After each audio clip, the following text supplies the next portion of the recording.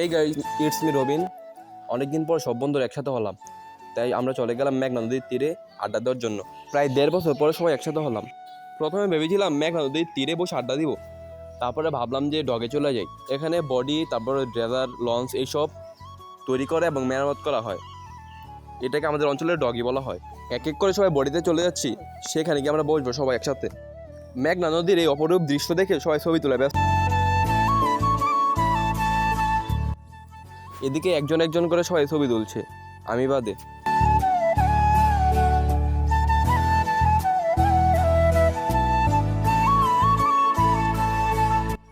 তারপর ছবি তোলা শেষে আমরা এক বডি থেকে অন্য বডিতে যাচ্ছি। আপনারা এখানে দেখতে পাচ্ছেন কত বডি এবং ড্রেজার ভিড়ে রেখেছে এখানে। এইসব বডি এবং ড্রেজার এখানে মেরামত করার জন্য এনেছে। এই এক বডি থেকে অন্য বডিতে যেতে কত কিছু পার হয়ে যেতে হচ্ছে আমাদের।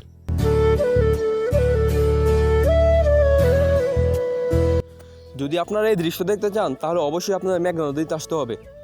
এই নদীতে না আসলে আপনারা এই অপরূপ দৃশ্য কখনোই দেখতে পারবেন না।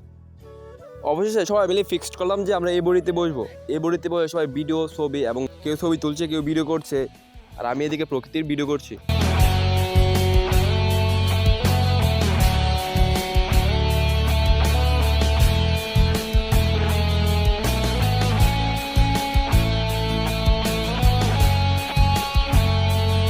এতক্ষণ সিফাত মিসিং ছিল, তারপরেও আমাকে ফোন দিল, অনেকেই আমাদেরকে খুঁজে পাচ্ছে না, তাই আমি গেলাম ওকে এগিয়ে নিয়ে আসতে। সিফাতকে দিয়ে আমি চলে যাচ্ছি বাড়িতে, আমার একটু কাজ আছে। তারপরে যে কথা সেই কাজ, আমি চলে যাচ্ছি বাড়ির উদ্দেশ্যে।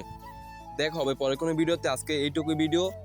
যারা যারা পেজটা ফলো করেন না এবং ইউটিউব চ্যানেলটা সাবস্ক্রাইব করেন নাই, তারা একটা সাবস্ক্রাইব এবং ফলো দিয়ে আমার পাশে থাকবে।